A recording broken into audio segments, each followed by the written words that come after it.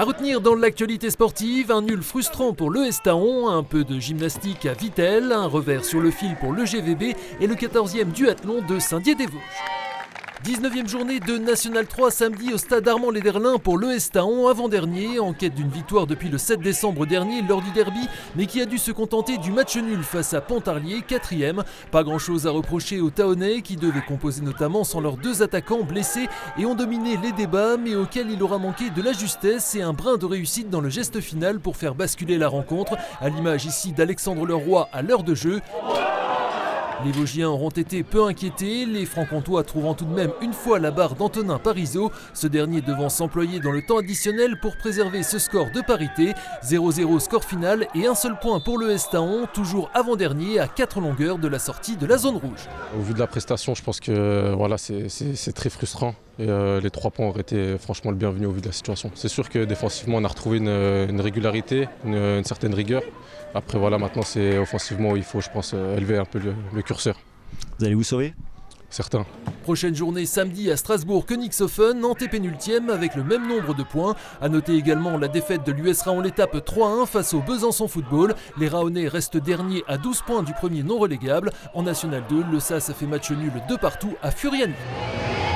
Petit détour par Vittel et les gymnases d'Accoury et Le Pennec, cadre ce week-end d'un championnat interdépartemental individuel de gymnastique artistique féminine et masculine, de niveau performance nationale et régionale qui a regroupé quelques 400 athlètes, dont un bon quart de Vosgiens, lesquels ont brillé avec dans les plus hautes catégories chez les filles. Une victoire pour les clubs de Plombières-les-Bains, Vittel et Épinal, avec pour ce dernier de multiples accessites, tout comme chez les garçons où Taon s'est particulièrement illustré dans les divisions inférieures. À suivre le championnat régional par équipe cette fois en fin de semaine à Épinal.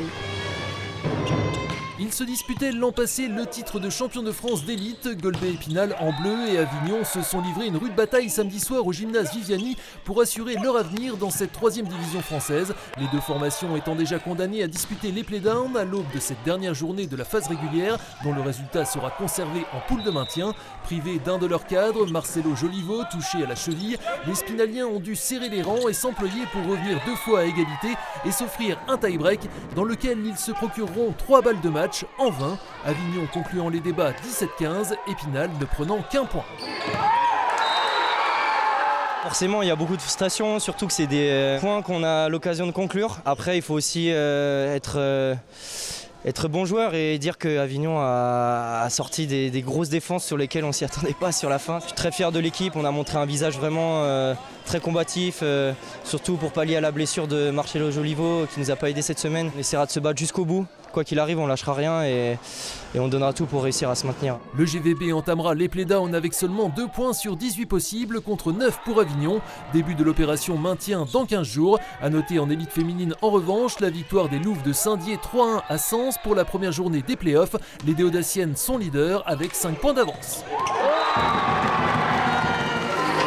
Direction Saint-Dié justement pour boucler ce résumé de l'actualité sportive du week-end avec ce dimanche la 14e édition du duathlon, organisée par le triathlon club des Audaciens sur le site du circuit automobile du Géoparc qui a réuni quelques 270 participants. Le principe, enchaîner course à pied et cyclisme, de quoi peaufiner les transitions avant la saison estivale de triple effort, jusqu'à 4 pour la plus longue distance, le format S avec 3 sections de running pour un total de 7,5 km séparées par 2 portions à vélo pour un total de 21 km.